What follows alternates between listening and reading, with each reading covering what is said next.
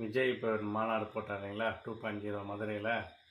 என்ன அழகாக கருத்தாக அழகாக அருமையாக பேசியிருக்காரு. இதை புரிஞ்சுக்கிறதுக்கு தெரியலையா? உண்மையிலே புரிஞ்சிக்கலாம். அழகாக அவ்வளோ புரிகிற மாதிரி பேசியிருக்காரு. ஜெயலலிதா, எம்ஜிஆர் இவங்கெல்லாம் உருவாக்கின மிகப்பெரிய கட்சி இப்போ யார் கையில் இருக்குதுன்னு சொல்கிறதுக்கே என்ற மாதிரி ஒரு இளமறைவாக காய்மறைவாக சொல்லியிருக்காரு. இது அவர் அரசியலுக்காக பேசுகிறாரா இல்லை புரியாமல் பேசுகிறாரா எனக்கு ஒன்றுமே புரியல. இவ்வளோ பெரிய கட்சி யார் கையில் இருக்குன்னே தெரியல அவருக்கு. தெரியாதவங்க கையில் ஆட்சி கொடுத்தா எப்படின்ற மாதிரி பேசுகிறாரு.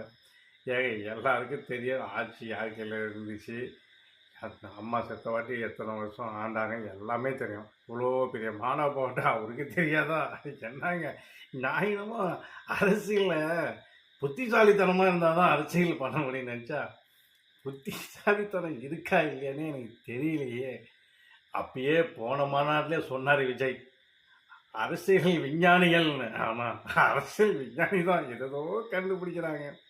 கொடிமரம் சாஞ்சு அது ஒரு யதார்த்தமாக நடந்த ஒரு சின்ன இது, சரி உயிரிழப்பு எதுவும் ஆகலை வைக்க, அதை ஒரு குத்தமாக கண்டுபிடிச்சி அதை ஒரு இதாக பேசியிருக்காங்க. ஏங்க யார் பண்ணுறதுலையும் எதுவுமே நடக்கிறதே இல்லையா? எல்லாம் பர்ஃபெக்டாக நடந்து முடியுதா? ஏதோ ஒரு தவறு நடக்குது. ஆனால் விஜய் நான் போல்ட்டெல்லாம் கழட்டி விட்டு தள்ளி விட்டா வந்தார், போய் எல்லாரும் மேலே விழுவேன். அது விழுந்துருச்சுங்க.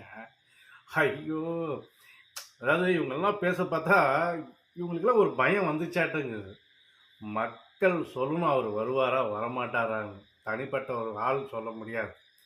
எவ்வளோ பெரிய தலைவர் கருணாநிதி அவர்கள், அவரையே மக்கள் ஒதுக்கி வச்சு ஜெயலலிதா அம்மாவை ஆட்சியில் உட்கார வச்சாங்க. மக்கள் நினச்சா யாரை வேணாலும் உட்கார வைக்க முடியும்.